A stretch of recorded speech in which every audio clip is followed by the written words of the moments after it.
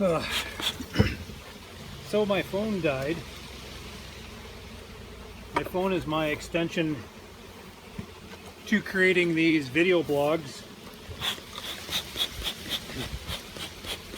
And it just so happens to turn my video on and my damn smoker doesn't work.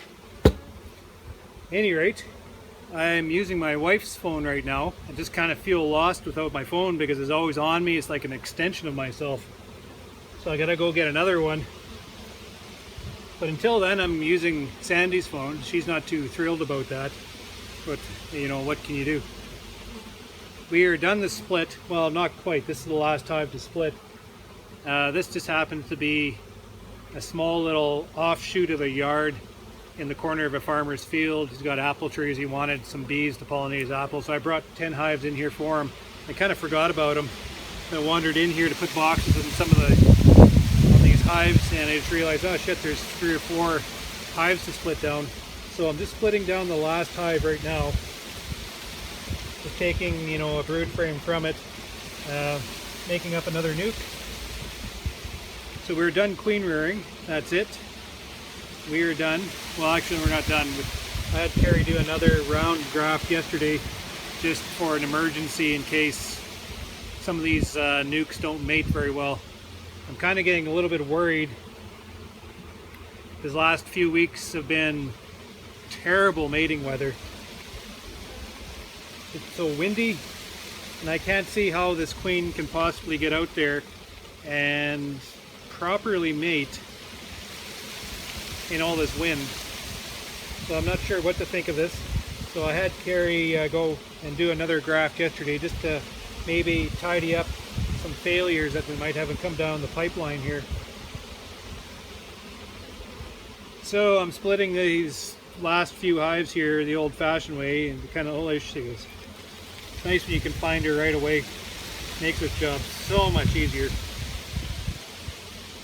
And just find her and you can pull a frame of brood, shake some bees, and then be done with it. She's doing a nice little job here. So I'm not exactly sure what to expect. I know the queen, so they tell me, this is what they tell me. The drones, they want to spend more time up in their congregation site, so they fly maybe 3 minutes and get up there and wait. Always flying. The queen, she wants to get away from her hive, so her strategy is to fly further for a longer distance and then spend less time up in the congregation site to mate, and then fly the distance back. And those are two different strategies. The drones are just more available by being up there more often instead of flying, and the queen is able to find new genetics by flying away somewhere else, and it only takes her a few seconds to mate, like pop, pop, pop, and she's mated with 5 or 6 drones, and she'll fly back to her field, go back out if she needs to. So I'm not sure, through this wind, going into these colonies, they're very stagnant, they're very slow. There's not a lot going on, and I often wonder whether or not that queen makes some of her decision whether to fly or not, depending on how active that colony is. If the colony is really active and bringing in resource and excited, maybe she gets out there and mates. If the colonies, you know, can't move because it's so bloody windy, they're just kind of sitting there, not too excited, I imagine she will just sit there too, not fly. There's a chopper. That's our military. Nice to see the boys.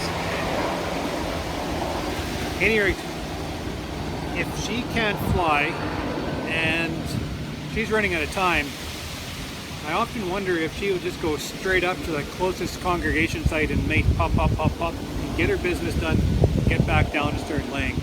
I often wonder if that has to be what has to have happened. If that's the case, that's fine, because in actual fact, she doesn't have to fly a distance to be able to get away from her nest, because we are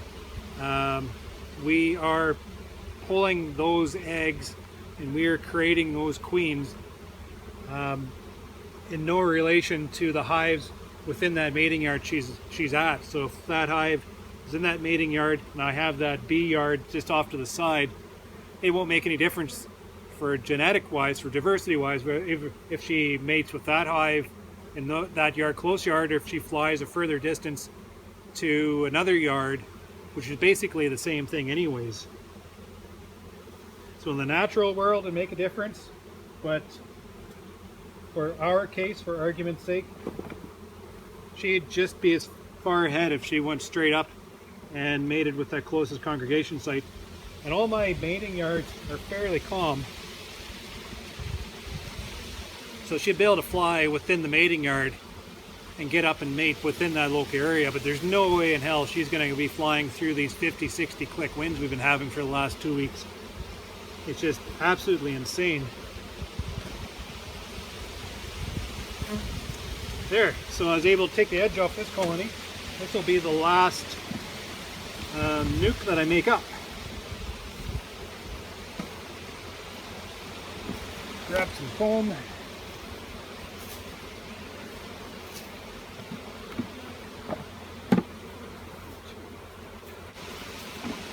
So these are all dynamics completely out of my hand.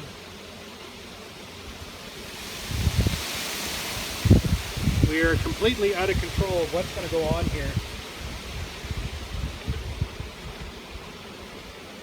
Get back in there.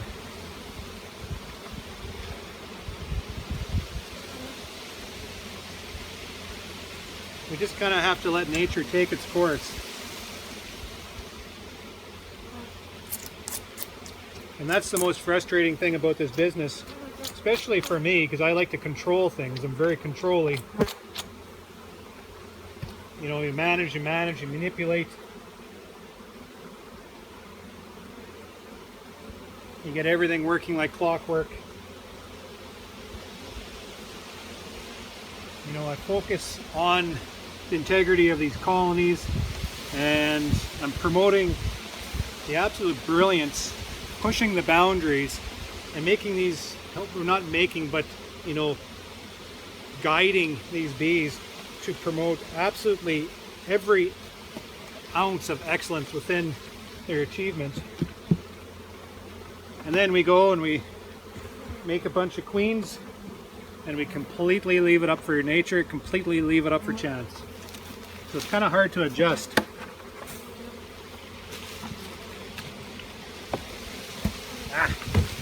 These guys are not cooperating. Come on, guys.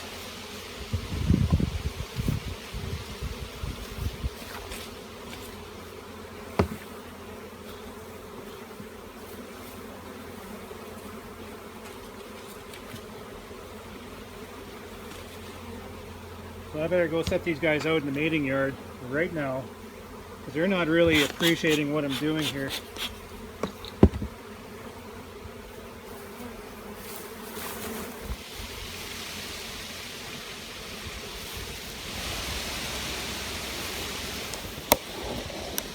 And that is that.